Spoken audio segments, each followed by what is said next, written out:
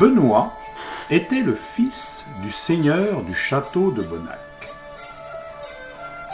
Pour devenir à son tour seigneur, il devait apprendre à manier les armes et à monter à cheval.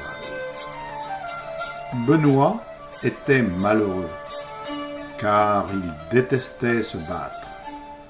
Par contre, il adorait les animaux et comprenait leur langage. Ses meilleurs amis étaient son cheval Marata et son chien de chasse, Pito.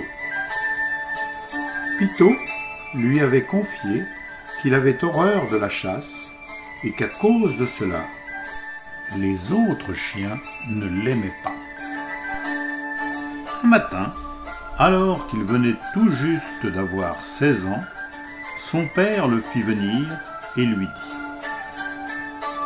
« Le puissant seigneur d'Ortemar organise un tournoi et offrira la main de sa fille au vainqueur.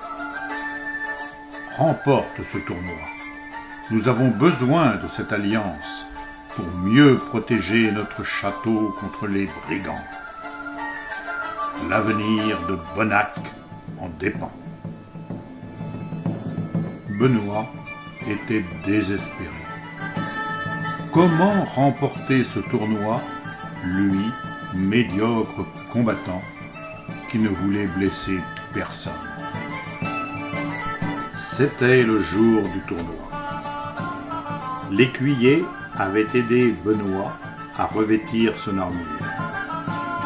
Pour se donner du courage, Benoît avait parlé à son cheval, qui lui avait promis de l'aider. Au signal, Marata partit au triple galop, et Benoît, la lance en avant, ferma les yeux et retint son souffle. Au moment où il croisait son adversaire, son cheval fit un écart, ce qui empêcha Benoît d'être atteint par la lance adverse. Son cheval lui sauva ainsi plusieurs fois la vie. Mais Benoît fut hué par le public et disqualifié. Son père était furieux et honteux. On annonça le lendemain que la princesse d'Ortemar, qui se promenait à la lisière du bois, venait d'être enlevée par le terrible dragon qui habitait la grotte de la forêt. Le seigneur d'Ortemar promit la main de sa fille, non plus au vainqueur du tournoi, mais à celui qui la ramènerait. 2 chevaliers partirent, mais aucun ne revint vivant. Benoît décida de tenter sa chance. Avec Pito à ses côtés, il chevaucha jusqu'à l'entrée de la grotte. Le dragon dormait, mais d'un seul œil. Benoît s'assit devant lui sans bouger. Il n'avait aucune arme. Le dragon fut surpris de voir que ce chevalier ne cherchait pas à le tuer.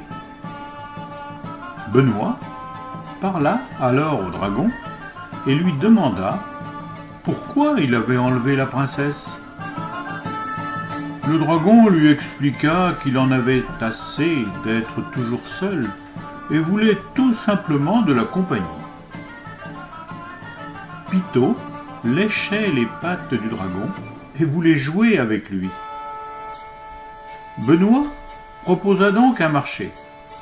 « Laisse-moi ramener la princesse et prends mon chien qui veut rester avec toi et sera pour toi un bon compagnon. » Le dragon, qui semblait apprécier son nouvel ami, le chien, accepta. Benoît repartit avec la princesse.